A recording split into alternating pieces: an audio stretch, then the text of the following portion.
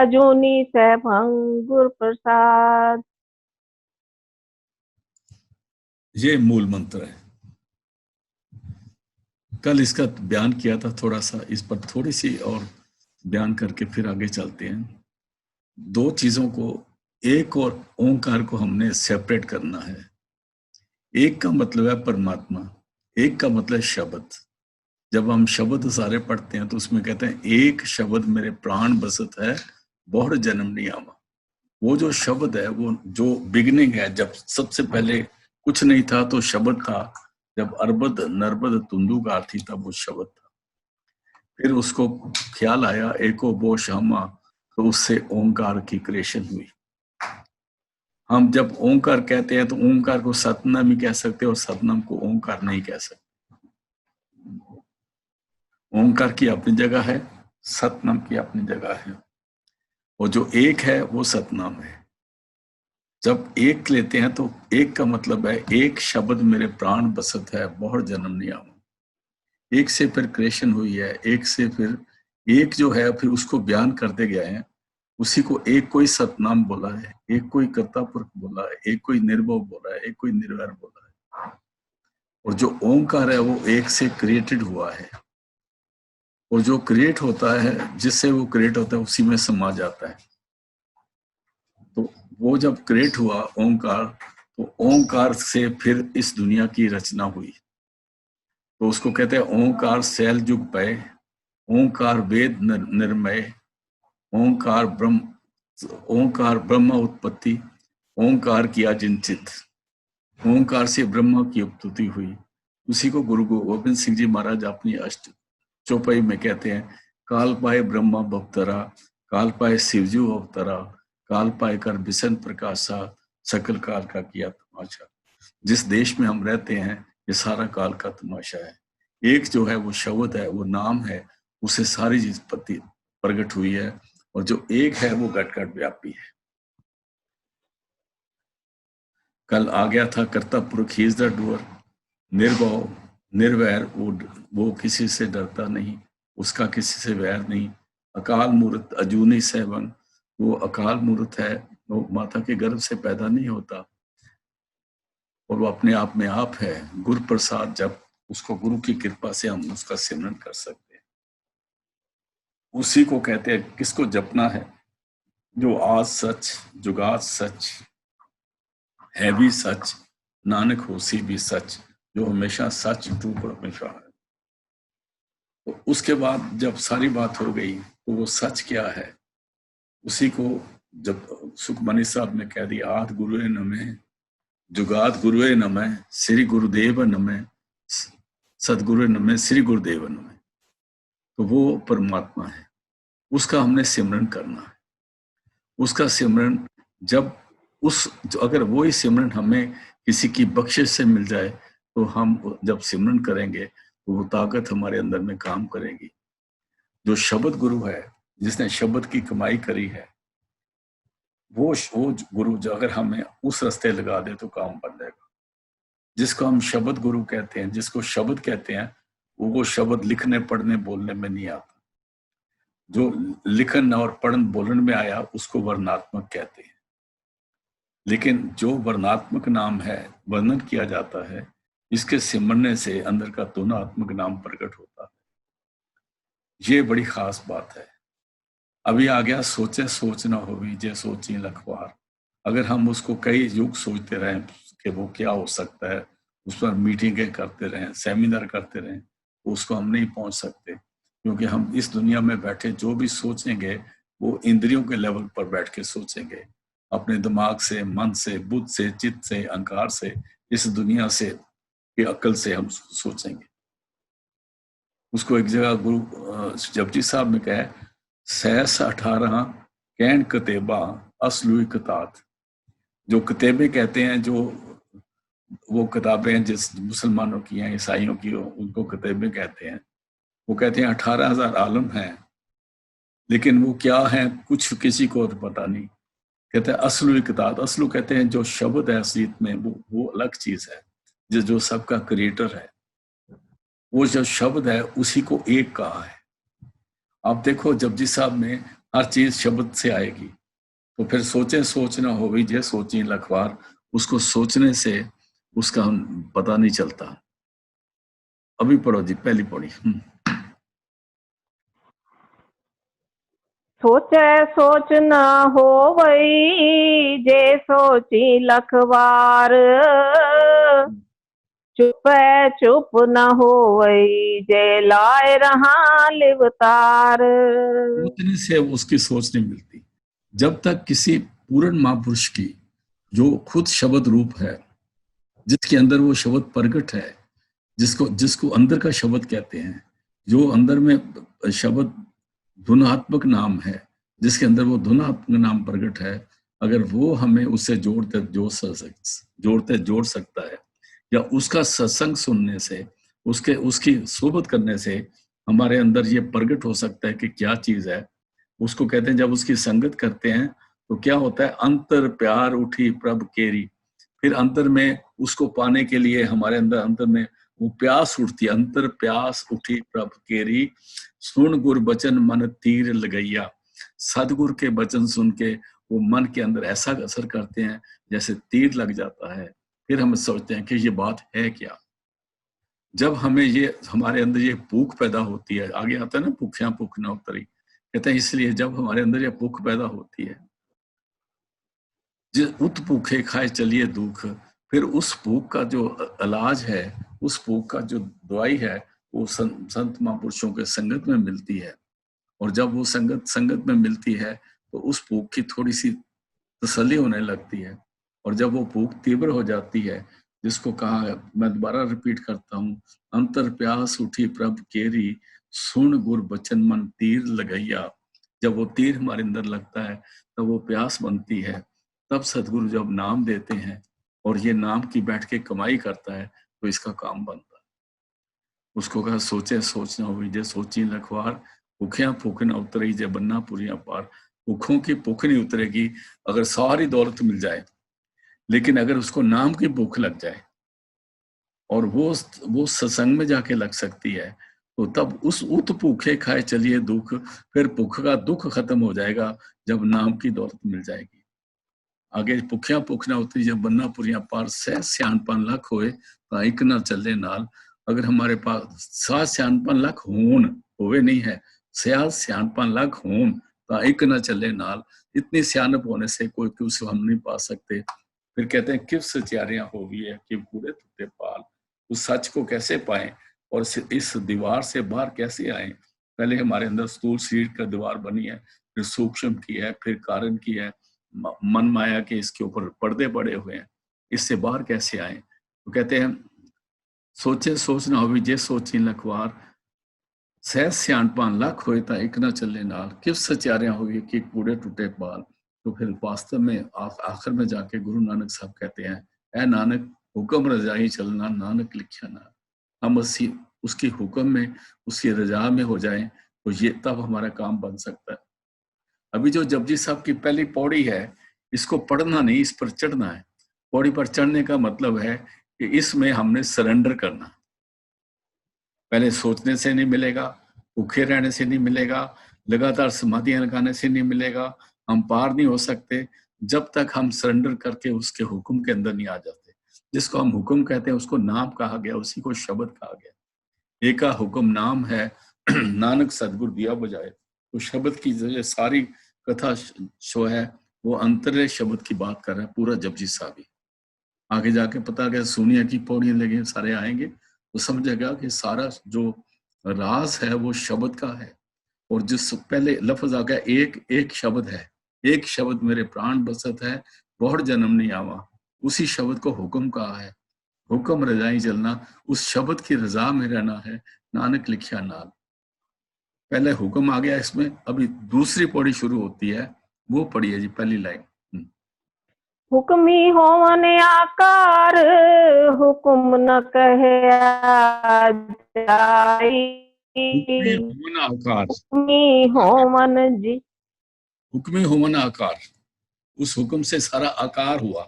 पहले कुछ नहीं था, अरबद नरबद धुंधुकार थी।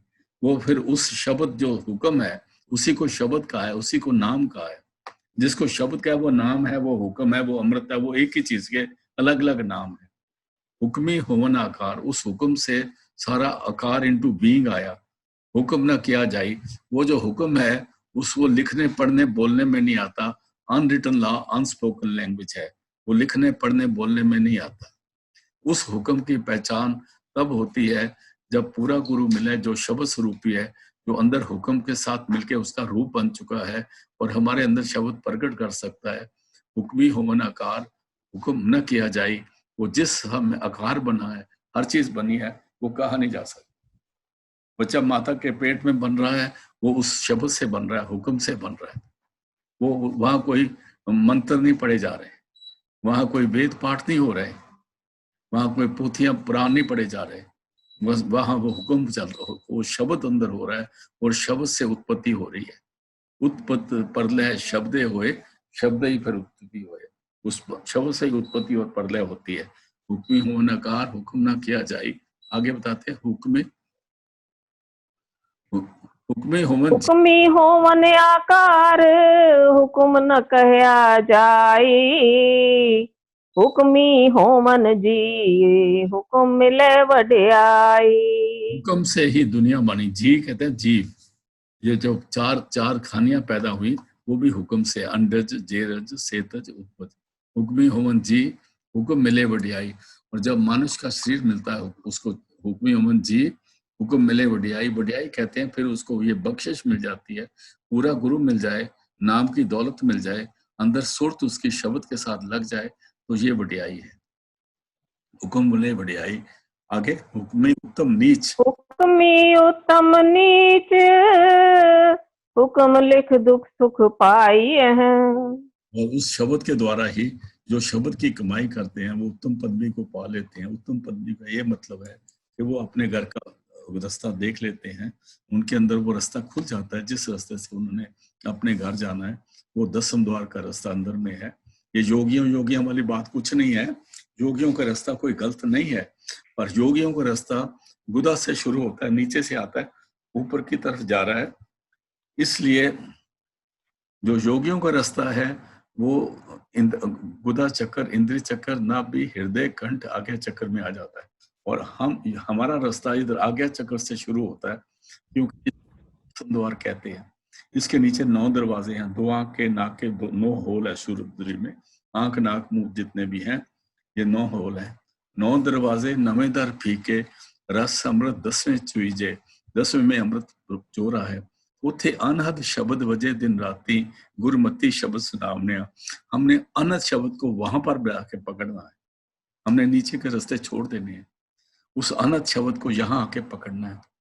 उस अनहद शब्द जो है वो हमें फिर हमारी सुरत को अपने में लपेट के ऊपर की तरफ लेके जाएगा गुरु कृपा से। और अनहद शब्द परमात्मा और गुरु वास्तव में एक ही होते हैं।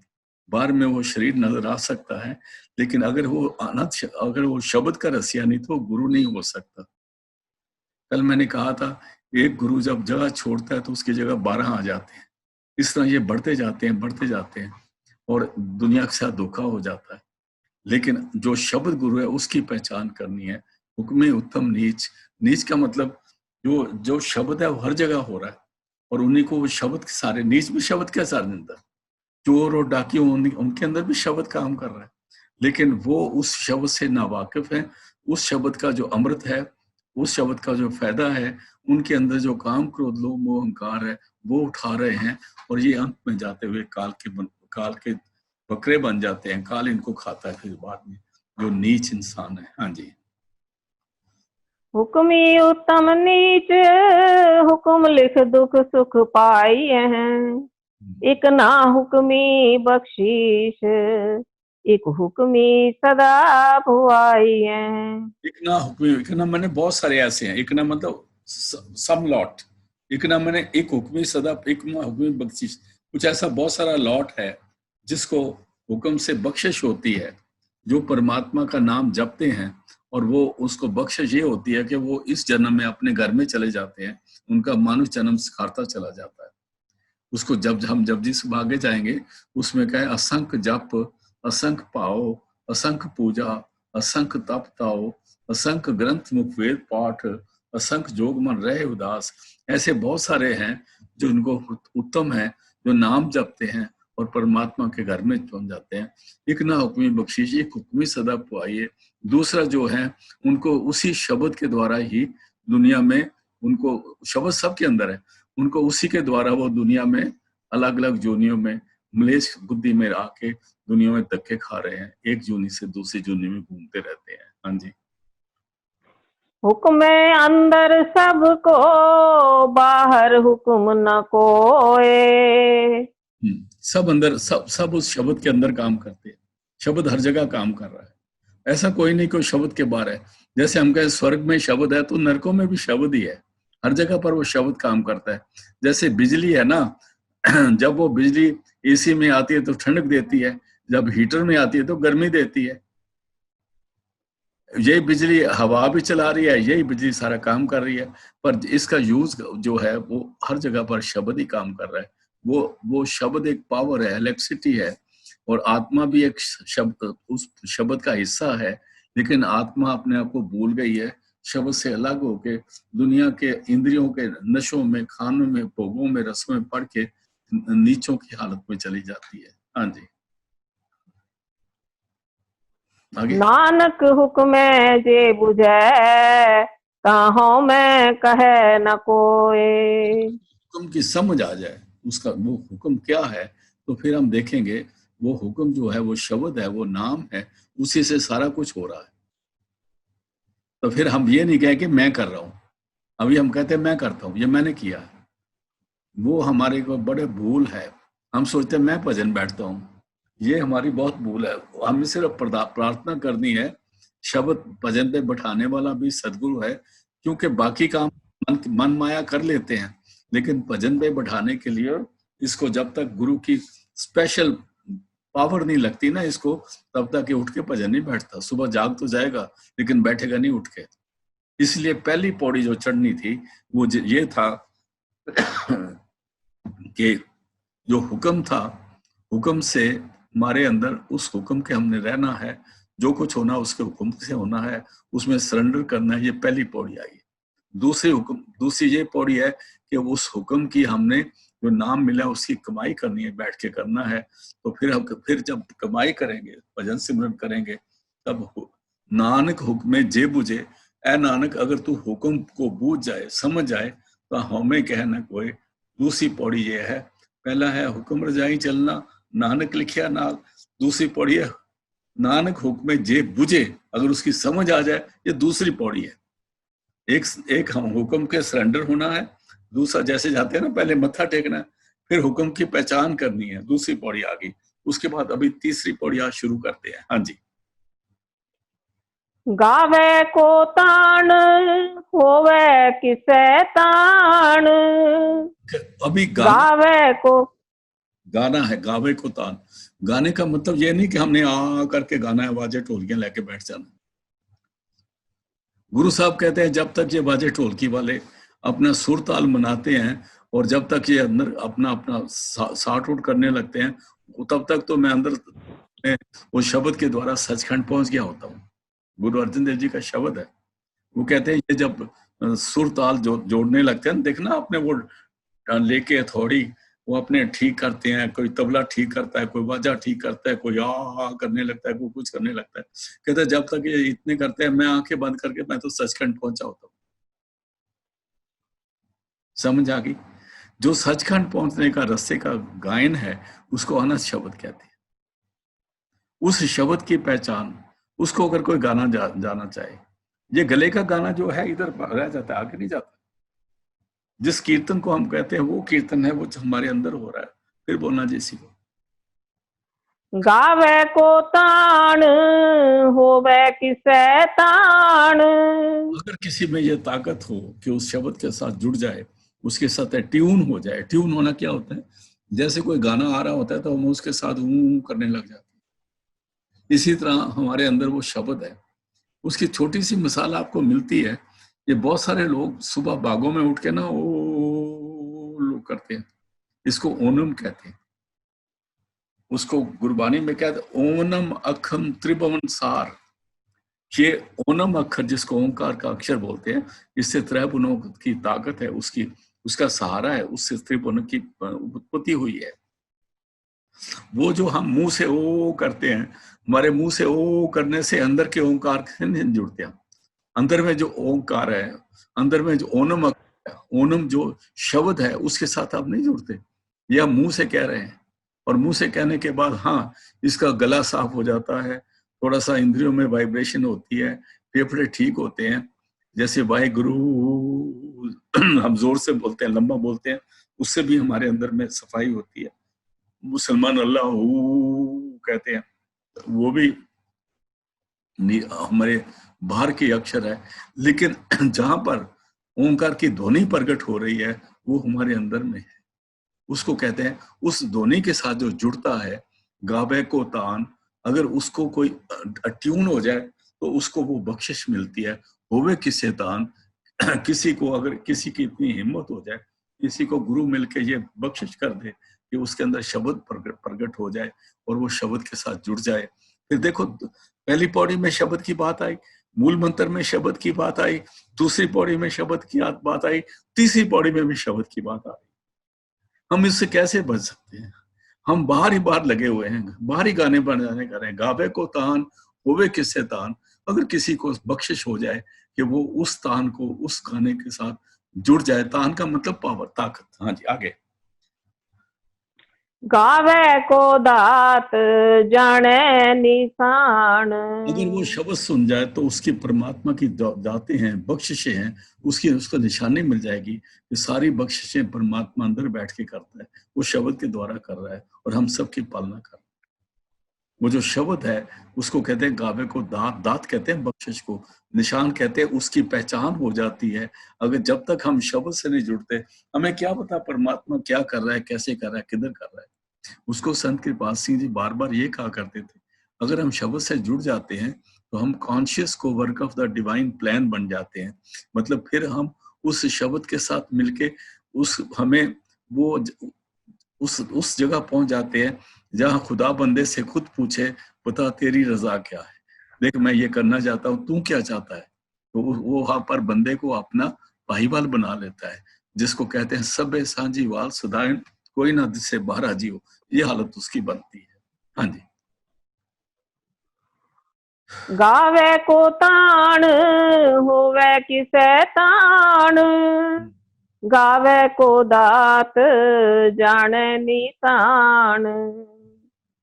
गावे को गुण बढ़ियाइया चार।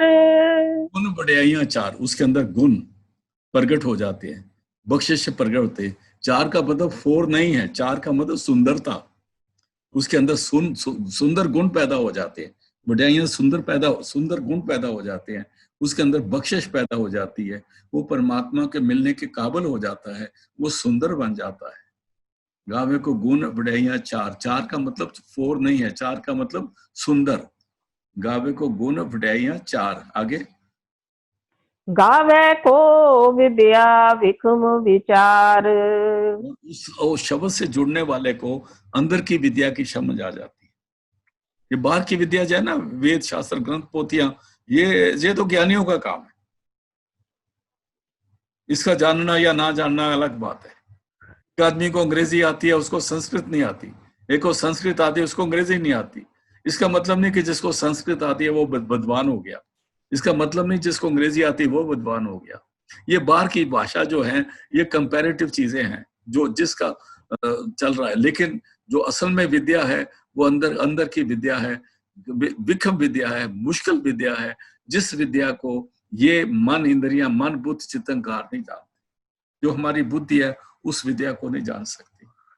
उस विद्या को जानने के लिए जब तक ये सुरत स्वरूप में नहीं आता, सदगुरु इसको उस सुरत में लेके नहीं आते।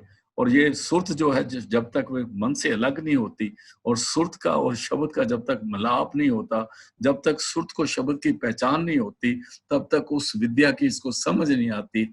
इसको वो विद्या मुश्किल गाद को विद्या विक्रम विचार, उस तब तक उसका ज्ञान नहीं बनता, उस पर मेडिटेट नहीं कर सकता। फिर इसी लाइन को पढ़ दो। गावे को गुण बढ़ियाइया चार। गावे को विद्या विक्रम विचार। उसका विचार करना, उस पर मेडिटेट करना।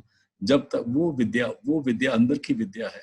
ये बाहर की विद्या को स्वामी जी महाराज कहते हैं, ए विद्या तू बड़ी अविद्या, संतन की तूने सार ना जानी। ए विद्या तू बड़ी अविद्या है, तू तो संतों की दुश्मन है, तू तो इनकी दुश्मन है। लेकिन जो अंदर की विद्या है वो हमारा साथी है। एक विद्या वो है जो बाहर की है, उसके आगे जो विद्या आती है उसको हम विद्या कहते हैं, जिसको पहचान करते हैं, विवेक बुद्धि कहते हैं। ये विवेक से भी ऊपर है। वो विद्या जो विवेक बुद्धि से भी ऊपर है उसको आत्म विद्या कहते हैं, उसकी समझ आती है। हाँ जी, गावे को विद्या विक्रम विचार, गावे को गावे को साज करे तन खेह। गावे को साज करे तन खे। ये तन जो खे है, मिट्टी का है, इसको ये अपने असलियत में आ जाता है, इसका ये फायदा उठा लेता है। नहीं तो ये मिट्टी में क्या होता है, जब आत्मा निकल गई तो इनके संग तुम करती केल, इनके संग हम तुम संग मेल। जो जब तक आत्मा अंदर में आओ जी, बैठो जी, खाओ जी, पियो जी है। और जब आत्मा निकल गई तो कई दफा मुर्दे को घर वाले भी हाथ नहीं लगाते। आजकल जो दुनिया में हो रहा है, अपने घर वाले भी मुर्दे को जलाने के लिए नहीं जाते जब इस बीमारी से मर जाता है। तो जो नाम के साथ जुड़ जाते हैं, उनका ये मिट्टी का शरीर जो है वो अपना काम कर जाता है, वो सुंदर हो जाता है, साजा जाता है, और इसका फायदा उठाया जाता है। और इसके अंदर जो आत्मा है जब निकलती है तो वो दूसरे किसी और शरीर में नहीं जाती, वो अपने निज घर में जाती है शब्द के द्वारा, गुरु की कृपा से। हाँ जी। गावे को साज करे तन खेह। गावे को जी ले फिर देह। वो जो शब्द को जानते हैं, वो जो उनके लिए गुरुमुख, उसको कहते हैं, एक जगह पानी में कहते हैं गुरुमुख आवे जाए निशंग। जो गुरुमुख है, जो गुरु का प्यारा है, जो सुरत लेवल पे आ गया है, जो आत्मक लेवल पर आ रहा है, जिसको आत्मा की पहचान हो गई है, जिसको सदगुरु ने अंदर शब्द से जोड़ दिया है, वो जब शब्द से जुड़ जाता है तो उसकी ये उसके लिए हिम्मत हो जाती है। फिर पढ़ना सी लाइन को। गावे को साज करे तन खेह। गावे को जी ले फिर देह। फिर अपनी मर्जी से होता है, वो चाहे तो इस शरीर में आ जाए, चाहे तो इस शरीर में बैठा बैठा सचखंड में चला जाए। वो उसके अंदर तीनों शरीरों को इस्तेमाल कर सकता है। ये शरीर जो है, ये स्थूल शरीर है, इससे हम दुनिया में ज्यादा से ज्यादा 10-20 किलोमीटर जा सकते हैं। जो सूक्ष्म शरीर है उसमें पूरे ब्रह्मांड में घूम सकते हैं, और जो कारण शरीर है उसमें हम पार ब्रह्म तक जा सकते हैं। और वो जो शरीर है, फिर जो आत्मा है, तो अगर शब्द के साथ जुड़ जाती है तो शब्द तो तीनों शरीरों को क्लास करके सचखंड तक लग जाता है। तो जो शब्द के गाने शब्द के साथ ट्यून हो जाता है, वो अपनी मर्जी से सचखंड तक जाए और फिर नीचे आ जाए। उसको सुखमणि साहब में कहते हैं, हरण पर्ण जाका नेत्र फोर, ता का मंत्र न जाने हो। हरण पर्ण का होता है, वो आंख के झपके से आंख बंद करता है तो वो सचखंड में होता है, आंख खोलता है तो इस दुनिया में होता है। ये उसकी स्पीड हो जाती है। हाँ जी, आगे। गावे को जापे दिसे दूर। पहचान हो जाती है, वो जापा जाता है, उसको पहचान हो जाती है। दिशे दूर, उसको वो दूर अंदेशी हो जाता है। दूर अंदेशी का मतलब ये नहीं कि 100 किलोमीटर देखता है, नहीं, वो अनामी देश तक उसकी पहुंच होती है और उसको सब पता होता है क्या होना है क्या नहीं होना। लेकिन ऐसा उसको ये ताकत उसी को मिलती है जो दुनिया में ज्यादा बातें नहीं करता। जो दुनिया में ज्ञानी पुरुष हो जाते हैं उनकी ये हालत नहीं होती, क्योंकि ज्ञानियों का काम है कुछ ना कुछ बोलते रहना, किसी की निंदा किसी की स्तुति करते रहना। तो ज्ञानियों का ये मार्ग नहीं है, ये उनका मार्ग है जो ब्रह्म ज्ञानी है। हाँ जी। गावे को जापे दिसे दूर। गावे को वेखे हादरा दूर। वो शब्द का रसिया हो जाता है, जो शब्द का ट्यून हो जाता है, वो परमात्मा को अपने हाजिर नाजर उसके हजूर के उसके दर्शन करता है। वो काल पुरख वाहिगुरु के दर्शन अपने खुले आंखों से भी करता है, बंद आंखों से भी करता है। जब अंदर बंद आंखें करता है तो अंदर में जुड़ा हुआ है, खुला तो सामने भी जाप है। जिससे गावे को वेखे हादरा हजूर, हादरा मैंने हाजिर हजूर, उस परमात्मा के दर्शन देख सकता है। वो खुली आंखों दीदारा हो, कबीर साहब के शब्द में आता है। फिर वो अंदर की आंख खुल जाती है जब, तो बाहर की आंख में से भी उसके दीदारे हो जाते हैं। हाँ जी। कथना कथी नावे तोट, कथना कथी ना, कथ लेकिन लोग उसकी बातें बहुत करते हैं, कहते हैं ये बातों का मजमून नहीं। कथना कथी ना वे तोड़, कथ दो कभी खत्म ना होए। 26वीं पौड़ी आते आखे बर में आखे इंदा के गोपी ते गोविंदा के इशारा के सिद्धा के कहते कहते बुत आखे दानव आखे देव आखे सुरना मंजा से किते आखे आखन पाए कहते क्या के उठ जाए एते किते और करे ता भी आख ना सके कही के। वो कहता है कथना कथी ना वे तोड़, आप इतना कथते जाओ कि आपका ब्रेक ही ना हो। कथ कथ कथी कोटि कोट कोट, और करोड़ों लोग उसको कथ कथ के और करोड़ों युगों से कर रहे हैं, लेकिन उसका अंत नहीं पा रहे। फिर बोलो, कथना कथी न आवे तोट, कथ कथ कथी कोटि कोट कोट।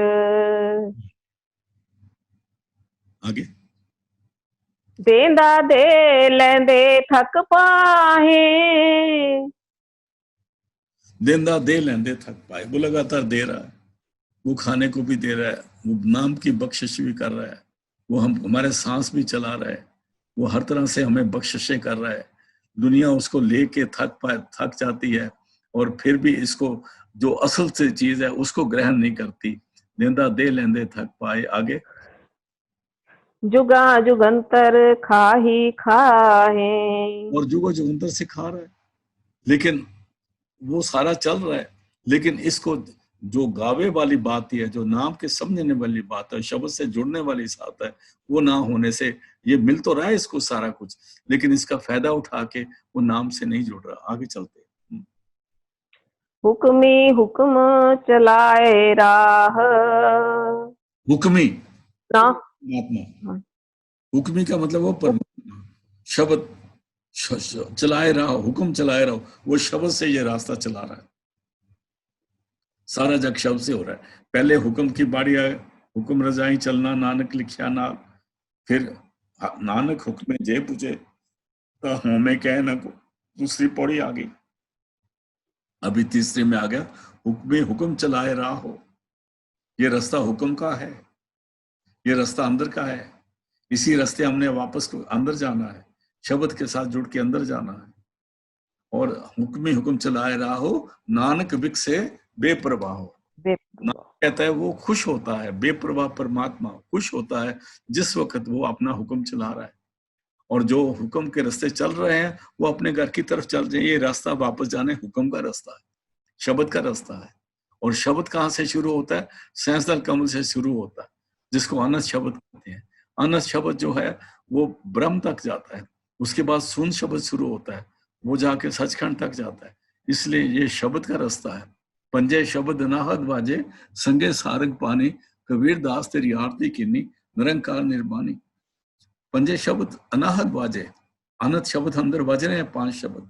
संगे सारंग पानी, साथ ही उसके परमात्मा है। वो जो शब्द है उस परमात्मा की निशानी है। 5 शब्द निर्मायल हैं, वो शब्द की निशानी है।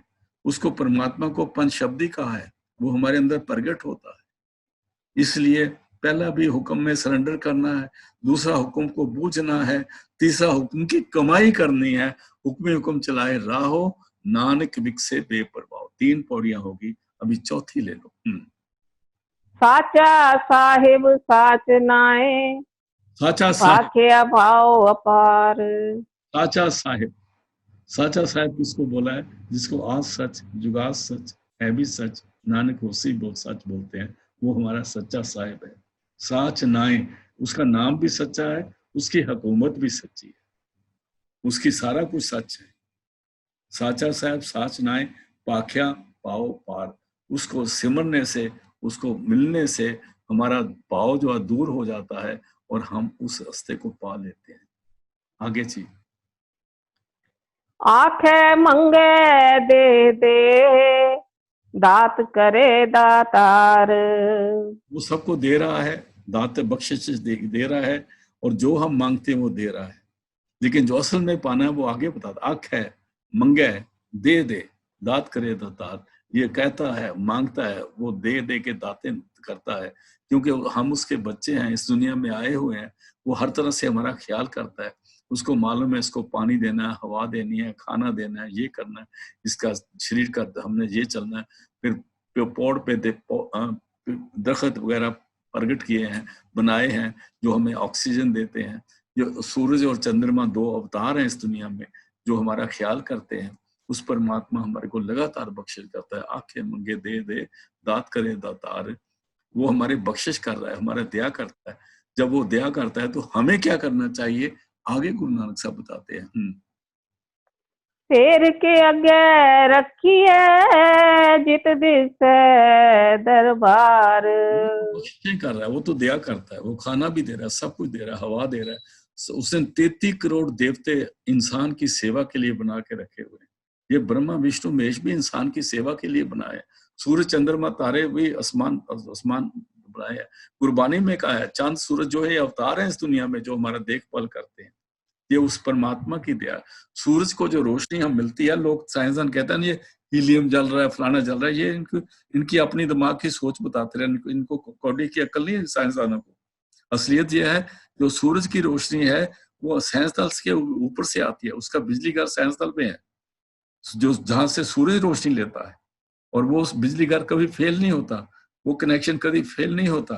सूरज लगातार रोशनी दे रहा है। जो सूरज की रोशनी है, ये अंदर से सूक्ष्म शरीर से हमको मिल रही है। We are connected, absolutely are connected with the almighty, लेकिन हमें उस कनेक्शन का पता ही नहीं। हमारे ऊपर बख्शिश शुरू से हो रही है।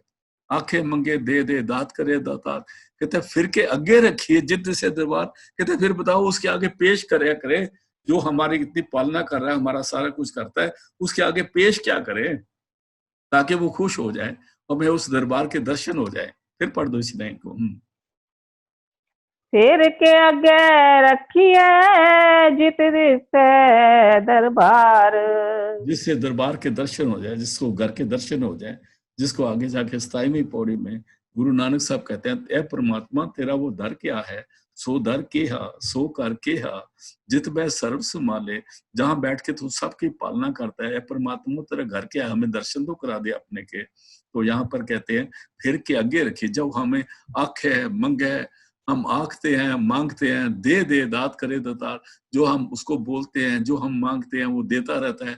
फिर कहता है उसके दरबार के दर्शन करें। ए परमात्मा तेरे दर्शन कैसे हो, तू हमको दे रहा है। कहता है फिर के आगे रखिए जितने से दरबार, उसको पेश क्या करें।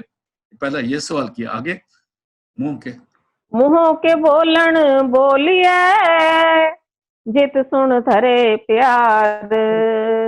बोली बोले कि वो पहले उसके आगे पेश क्या करें। लोग क्या करते हैं, ये टहनियों के फूल उतार के ना मंदिर में ले जाते हैं, पाप कमा रहे हैं। पाती तोड़े मालनी पाती पाती जियो, जिस पाहन को पाती तोड़े सो पाहन नर जियो। सतगुरु जागता है देव भूली मालनी है ये मालन भूली जग भुलाना हम भुलाने ना है, कबीर साहब कहते हैं। क्योंकि जब फूल में है ब्रह्म पाती बिशन डाली फूल शंकर देव, 3 देव प्रतख तोड़े करे किसकी सेव। इसलिए ये फूल तोड़ना पाप है। हम सोचते हैं नहीं, हम तो भगवान को चला रहे हैं। भगवान तो जब फूल तोड़ा वो तभी नाराज हो गया। उसको अभी जो फूल देने जा रहे हैं वो तो पंडित जी को देने जा रहे हैं, और पंडित जी ने उठा के शाम को डाली में फेंक देने। पाप हमें लगना। फिर बोलो, फिर के आगे रखिए। फेर के अगे रखिए जित दिस दरबार। मुंह के बोलन बोलिए जित सुन धरे प्यार। ऐसी बोली बोले जिनको सुन के वो हमें प्यार करे। कौन सी बोली बोली जाए, गुरु नानक साहब जवाब देते हैं आगे। अमृत वेला सच नाओ वड्याई विचार। ना तो मुख से कुछ बोलने की कोशिश करो, क्योंकि हमको बोलना नहीं आता।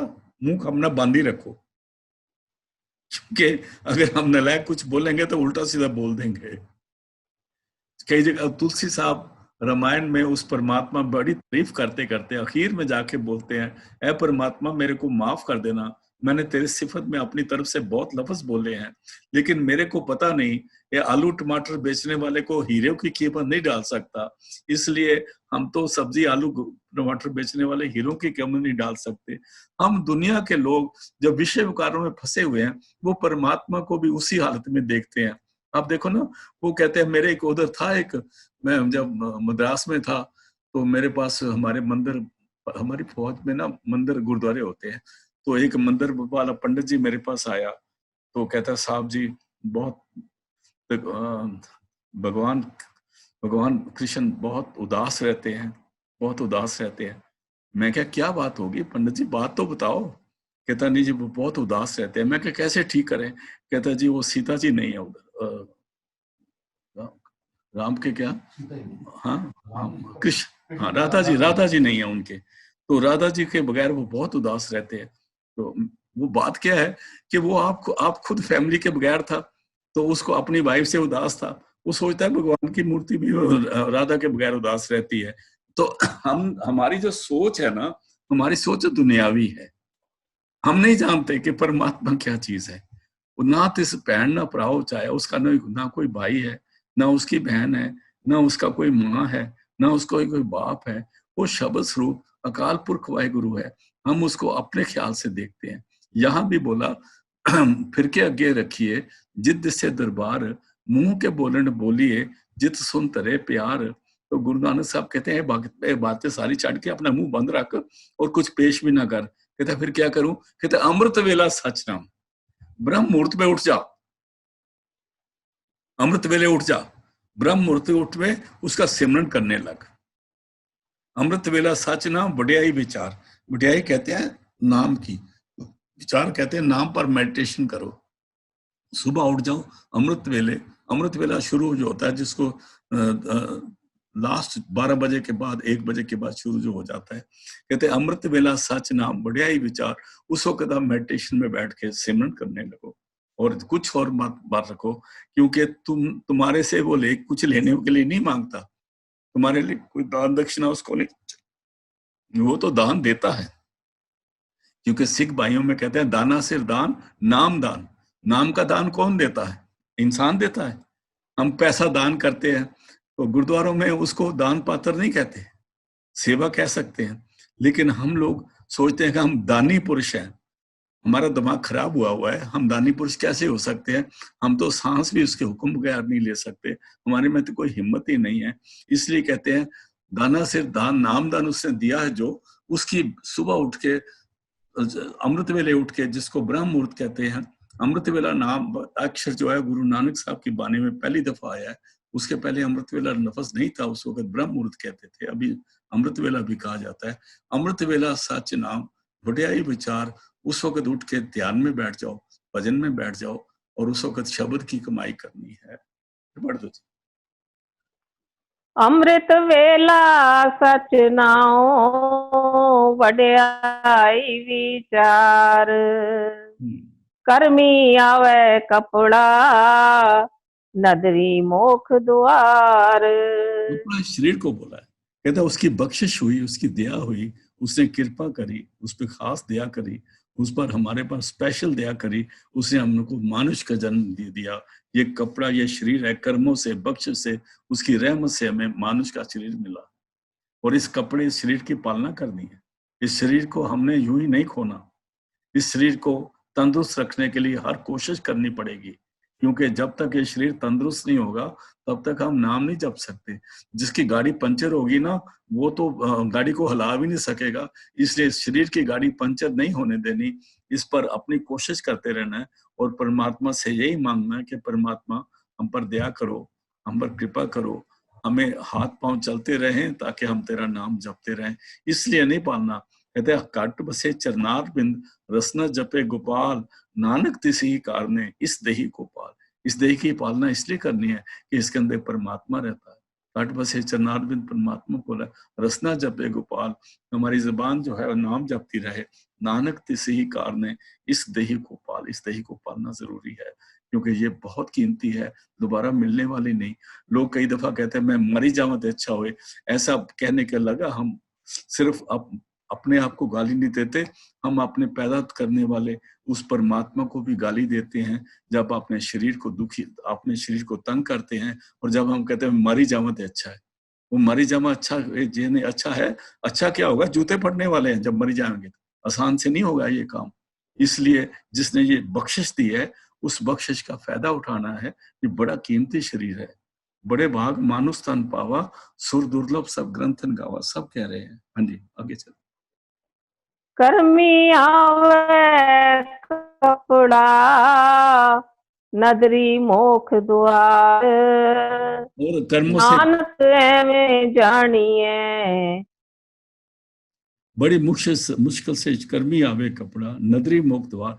नदर कहते हैं अगर तू भजन सिमरन करेगा, सुबह उठ के बैठ जाएगा, तेरे पर परमात्मा की मेहर की नजर हो जाएगी, बख्शिश की नजर हो जाएगी, और तेरे ये कष्ट कट जाएंगे। और अपने परमात्मा, जब तू दुनिया शरीर छोड़ेगा, अपने घर में जाएगा, उस पदवी को हासिल कर लेगा जिसको बड़े बड़े ऋषि मुनियों ने नहीं करा। इसलिए कर्मी आवे कपड़ा नदरी मोख द्वार, नानक एमे जानिए सब आपे सचिया। अभी पहली पौड़ी में जब बताया गया था, उसमें क्या था, हुक्म रजाई चलना, दूसरी में नानक हुक्मे जे बुझे, तीसरी में जो शब्द से साथ जुड़ जाए, तो चौथी में कहा ध्यान में बैठ जाए और उसकी बख्शिश लेने के लिए बैठ जाओ। 4 शब्द पौड़ियां होगी। अभी 5वीं पढ़ने के बाद समाप्त। हाँ जी, नानक में जानिए। नानक एवें जानिए सब आपे सचियार। ध्यान में बैठ जाओगे तो उस पर इस तरह से परमात्मा को पहचाने जाओगे। अब वो पूछा ना, फिर के आगे रखिए जित से दरबार, मुंह के बोलन बोलिए जिस सुन तेरे प्यार। कहते अमृत बेला सच ना बढ़िया ही विचार। अगर सुबह बैठ जाए तो तेरे को जो तूने पूछा था ना, दर्शन कैसे होए और वो खुश कैसे होए, कहते अगर तू सुबह उठ के भजन बैठ जाएगा, नानक एवें जानिए, समझो इस तरह से परमात्मा खुश हो जाएगा और तू उसके घर में, उसको तेरे एंट्री हो जाएगी। नानक एवें जानिए सब आपे सचियार, बाकी सबके बख्शिश करने वाला वो सचियार शब्द, वो परमात्मा तेरे अंदर बैठा हुआ है। तूने सुबह उठ के भजन बैठना है और कुछ नहीं करना, कुछ नहीं करना, ना धूप तुखानी है ना कुछ और करना है। ये सारे दीवे जगाने, ना कुछ करना है। जिस जगह पे बैठे हो उसी जगह पे अपने आप को थोड़ा सुचेत होके बैठ के उसके ध्यान में जुड़ना है और सिमरन करना है। कहते हैं नानक इवें जानिए, इस तरह से उस परमात्मा के घर को जान लोगे, इस तरह से उस परमात्मा के दर्शन हो जाएंगे। सब आपे सचियार, बाकी सारी बख्श करने वाला परमात्मा तेरे अंदर बैठा है, तेरे सारे काम करेगा। हाँ जी, ये जपजी साहब की 4थी पौड़ी थी। मतलब 4थी पौड़ी में आके भजन बैठने का बताया है। पहली पौड़ी में सरेंडर है, दूसरी में शब्द की पहचान करनी है, अपने ध्यान में लगाना है, तीसरी में वो शब्द साथ ट्यून होना है, चौथे में सरेंडर करके भजन में बैठ जाना है। ये 4 पौड़ियां अगर चढ़ जाएंगे तो 5वीं पौड़ी पे आते हैं। आ जाओ जी।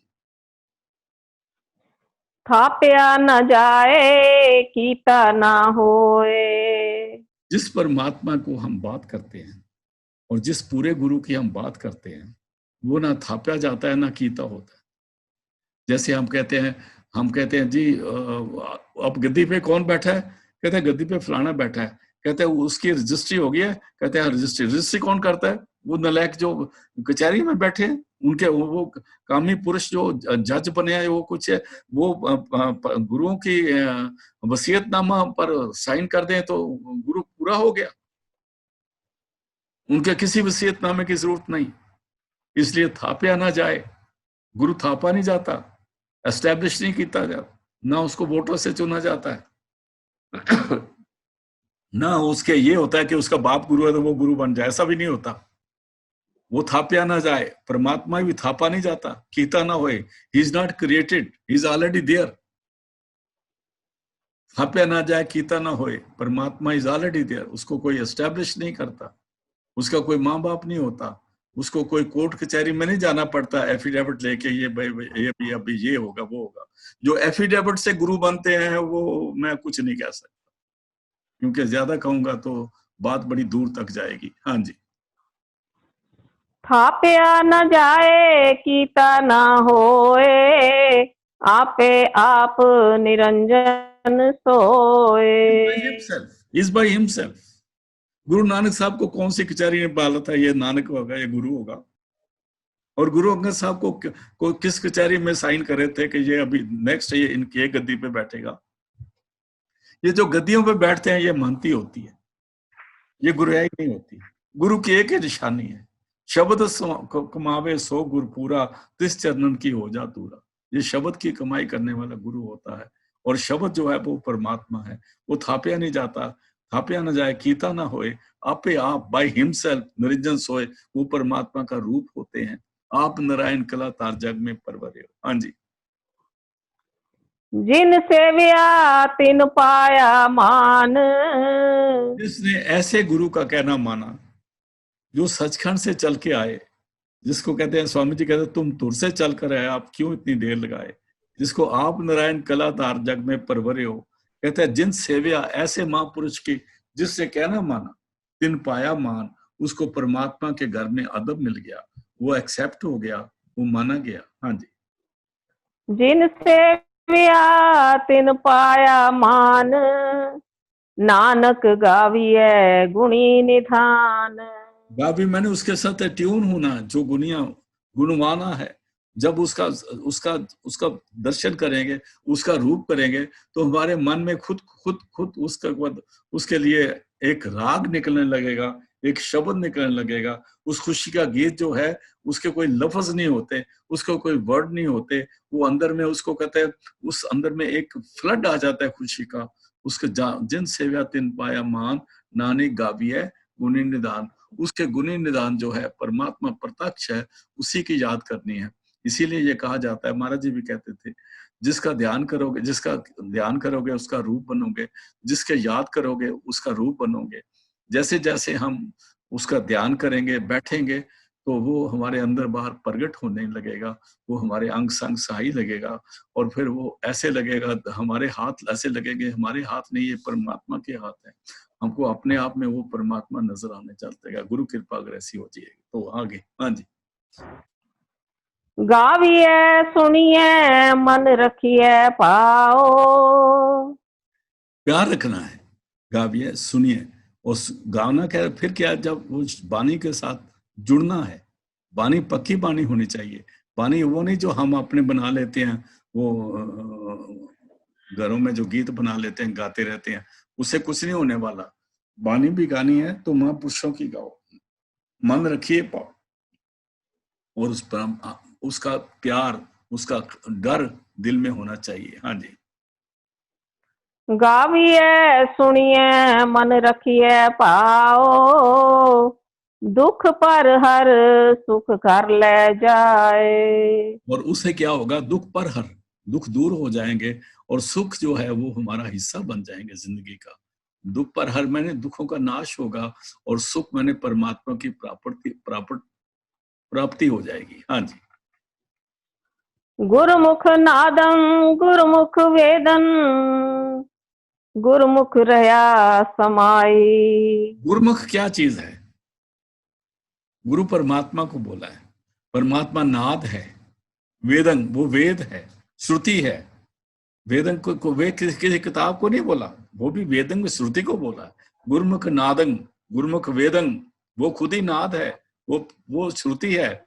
गुरुमुख रहा समाई, वो हर जगह पर व्यापक है, और हर जगह जरे जरे में है। हाँ जी। गुरु ईश्वर गुरु गोरख बर्मा, गुरु पार्वती माई।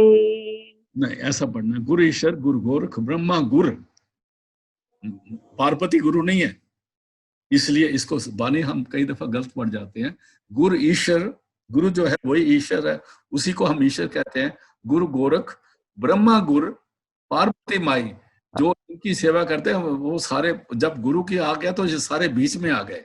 गुरु ईश्वर गुरु गोरख ब्रह्मा गुरु पार्वती माई। हाँ जी, आगे चलते। जे हो जाना आखा नाही, कहना कथन न जाई। अभी गुरु नानक साहब कहते हैं, अगर मैं जानता हूं लेकिन बोल नहीं सकता हूं, क्योंकि अकथनीय है। गुरु क्या है? गुरु अकथनीय है। गुरु आया ना, था पे न जाए कीता ना होए, आपे आप निरंजन सोए, जिन सेवा तिन पाया मां, नानी गाविए गुण निदान, गाविए सुनिए मन रखिए पाओ, दुख पर हर सुख गल जाए। गुरुमुख नादं गुरुमुख वेदं, गुरुमुख रया समाई, गुरु ईश्वर गुरु गोरख ब्रह्मा गुरु पार्वती माई। कहते हैं गुरु सब कुछ है। कहते हैं मैं जे हूं जाना, मैं जानता हूं, जे हूं जाना, अगर मैं जानू भी, वो नहीं कहते मैं जानता हूं, कहते अगर मैं जानू आखा नहीं, आई कैन नॉट स्पीक, क्योंकि उसकी कथा हम नहीं कर सकते, वो अकथनीय है। He is beyond time, space and causation. He is beyond my expressions. I don't have any word to speak. मेरे पास कोई लफ्ज नहीं है उसको बयान करने के लिए, क्योंकि वो परमात्मा है, अकथनीय है। गुरु खुद खुदा है, गुरु रब है, हर जीव साचे किया कारा, उसके अंदर परमात्मा बैठ के काम करता है। वो परमात्मा के रहने की जगह है, जहां वो पूरा व्यापक है तो सब जगह पर, वहां पर वो हाजिर नाजर है। कहता है जे हो जाना आखा नाही, कहना कथन न जाई, ना कह सकता हूं ना कथन जा सकता हूं, ना मेरी हिम्मत है कि मैं बयान करूं। गुरु नानक कह रहे हैं, जब गुरु नानक के बयान नहीं कर सकते तो हम किस बात की मूली है। इसलिए कई कहते हैं मैं जानता हूं परमात्मा को, इसका मतलब उनको स्वभाव ही नहीं पता, एवं बोलते रहते हैं। फिर बोला जी गुरु ईश्वर, गुरु ईश्वर गुरु गोरख बर्मा गुरु पार्वती माई, जे हो जाना आखा नाही, कहना कथन न जाई, गुरा एक देह बुझाई। अभी कहते हैं ए गुरा, ए परमात्मा, ए मेरे सदगुरु, मेरे को एक समझ दे दे। गुरा एड्रेस किया, उसको संबोधित किया गुरु को, गुरा ए मेरे सदगुरु, एक दे बुझाई, मेरे को एक समझ दे दे। क्या समझ दे दे? आगे बोलते हैं, सबना जिया का एक दाता, तो मैं विसर न जाए। ए सदगुरु मेरे को एक समझ दे दे, जो सबका एक ही दाता है, परमात्मा सबका एक ही है, वो मैं उसको कभी विसारूं ना, वो मेरे ख्याल से कभी जाए ना, उसकी याद मेरे दिल में बनी रहे। लेकिन अगर मैंने उसको वसार दिया तो मेरा तो नाश हो जाएगा। क्योंकि एक जगह कहते आखा जीवा, अगर मैं उसका नाम लेता हूं तो मेरे को जिंदगी मिलती है। आखा जीवा विसरे मर जाऊं, मैं विसर जाएगा तो मर जाऊंगा। ये मैं जानता हूं कि आखणों का साचा नाम, वो मुश्किल है उसका नाम जपना। इसलिए ऐ सदगुरु, मैं तेरे आगे हाथ जोड़ता हूं, जो सबना जिया का एक दाता है, उसका नाम मेरे जुबान पे हमेशा रहता रहे, जीते भी रहे और जिस वक्त अंत समय आए तब भी उसी का नाम मेरी जुबान पर हो। इसलिए गुरा एक देह बुझाई, सबना जिया का एक दाता, सो मैं विसर ना जाई, वो मैं विसर ना जाए। अभी 6वीं पौड़ी ले लेते हैं और 5-7 मिनट और लगेंगे। हाँ जी। तीरथ नावा जे तिस भावा, दिन भाने के नाय करी। समझो अगर तीर्थ का स्नान करना है, एक जगह गुरु नानक साहब कहते हैं तीर्थ नामन जाओ, तीर्थ नाम है। तीर्थ शब्द विचार अंतरिक ज्ञान है, जो शब्द के विचार है, अंतर का ज्ञान है, उसको तीर्थ कहते हैं।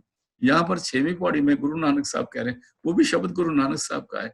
यहाँ कहता है तीर्थ नामा, मेरे का तीर्थ का स्नान हो जाए, जे तिस भावा, ए परमात्मा अगर तेरे को मंजूर हो जाए तो मेरे को तीर्थों का फायदा है, नहीं तो मैं 68 तीर्थों पे नहाता रहूं। अगर तेरी नजर में नहीं आया तो उसका कोई फायदा नहीं, जीरो भी नहीं है, स्वाद बराबर है। इसलिए तीर्थ नामा जे तिस भावा, अगर मैं तेरे को मंजूर हो जाऊं तो मेरा का तीर्थ स्नान हो जाएगा। ऐ सदगुरु, अगर तेरी की मेर की नजर मेरे पर हो जाए समझो मेरा तीर्थ का स्नान हो गया। अगर तू प्यार से मेरे को बुला ले तो मैं समझता हूँ मेरे को सारा पूरी कायनात मिल गई है। एक दफा तू मैं इशारा करके बोले इधर आ, तो मेरा तो जीवन सफल हो गया। अगर तू प्यार से मेरे को बोल दे तेरा क्या हाल है, तो मेरे सारे दुख दूर हो जाते हैं। इसको मैं अगर तेरे को मंजूर हो जाए तो मेरे को तीर्थना को स्नान हो गया। तीर्थ नामा जे तिस पावा। आगे बिन पाने के नाय करी। अगर सतगुरु तेरे को मंजूर दी तो मैं नहाता रहूं, उसका फायदा क्या हुआ? स्वभाव भी फायदा नहीं। बिन पाने के नहाए करी, नहा के क्या फायदा हुआ? हाँ जी। जेती जेती सिरठ उपाई वेखा, दिन कर्मा के मिले लई। सतगुरु जितनी दुनिया में देखी तूने पैदा करी हुई है, जब तक तेरी बख्शिश नहीं होगी इनको क्या मिल सकता है? कोई वेद पढ़ता है, कोई शास्त्र पढ़ता है, कोई कुछ करता है, कोई कुछ करता है। ऐ मेरे सतगुरु, ऐ मेरे परमात्मा, जब तक तेरी नजर नहीं होती, जेती शिष्ट पाए वेखा, बिन कर्मा, कर्मा बगैर बख्शिश, क्या बिन कर्मा के मिले लई, इनको कुछ नहीं मिल सकता जब तक तेरी बख्शिश नहीं होगी। इसी तेरी बख्शिश सबसे ऊपर है, तू दया कर दे, जिस पर तू मेहरबान है वो उस पर दया होगी। गुरु राजी तो करता राजी, काल माया की चले न बाजी। अतः जिस पर गुरु पूरा प्रसन्न हो जाए उसके सारे काम हो जाएंगे। फिर बोलो जी, सीखो। तीरथ नामा जे तिस पावा, विण पाणे के नाय करी। जेती सिरठ उपाई वेखा, विण कर्मा के मिले लई। उनको कुछ नहीं मिलता। आगे, मत विच रतन जवाहर माणिक, जे एक गुर की सिख सुनी। जिसने गुरु की शिक्षा सुनी, सिख मैंने जिसमें गुरु की शिक्षा सुन पे उस पे काम करा, उस पे अमल करा, समझो उसकी अकल जो है वो हीरे जवाहरातों से भी ज्यादा कीमती है। वो आदमी इस लायक है जिसने उसका कहना माना, उसका कहना मान के भजन सिमरन करा। ये नहीं देखा मेरे को मिलता क्या, वो छोड़ दिया। जो गुरु ने बताया ना वो उसको काम करो। जो गुरु क्या सो कार कमाओ, गुरु के करनी कायत आओ। तो अगर हम वो काम करते हैं, और भाई कहते हैं मत विच रतन जवाहर माणक, जे एक गुरु की सिख सुनी। जिसने गुरु की एक शिक्षा अपने अंदर प्रारंभ कर ली। इस एक के का को छोटा ऊ है, तो एक शिक्षा का मतलब शब्द, जिसने सदगुरु के शब्द के साथ जोड़ा अपने आप को। एक का मतलब नाम। हाँ जी, गुरा एक देह बुझाई। ऐ सदगुरु मेरे को एक समझ दे दे। दोबारा फिर बोला, 6वीं पौड़ी में फिर बोला है। 6वीं पौड़ी पार करने के लिए ये समझना है, सदगुरु मेरे को समझ दे दो, मेरे को अक्ल दे दो। क्या? सबना जिया का एक दाता, सो मैं विसर न जाई। सारी दुनिया का एक ही मत आता है, सबको देने वाला एक ही मालिक है। सो मैं विसर ना जाई, वो मेरे को याद रहे, वो मेरी जुबान पे रहे, उससे मैं भूलूं नहीं। अब ना जिया का एक दाता, सो मैं विसर ना जाए। हाँ जी, अभी सत्संग आज हमने 6 पौड़ियां ली हैं। जो कल 2 ली थी वो दोबारा रिपीट करी हैं थोड़ी सी दोबारा, और उसके बाद 4 पौड़ियां और पढ़ी हैं। कल फिर इसी जपजी साहब को लेंगे आगे। तो इसमें बहुत दौलत दी है, बड़ी समझ दी है। इसमें बड़ी, पहले में हुक्म के मुताबिक चलना है, दूसरे में हुक्म को पहचानने की कोशिश करनी है, फिर तीसरे में शब्द की कमाई करनी है, चौथे में भजन सिमरन करना है, 5वें में उस एक गुरु की पहचान करनी है, गुरा एक दे बुझाई। 6वें में भी यही कहा है कि सदगुरु मेरे को उसकी समझ दे दो ताकि वो मेरे को विसरे नहीं। ये 6 पौड़ियां हैं, हमको इस पर चलना है। आज का सत्संग अभी समाप्त है। कल देखो सदगुरु कृपा से फिर मिलते हैं।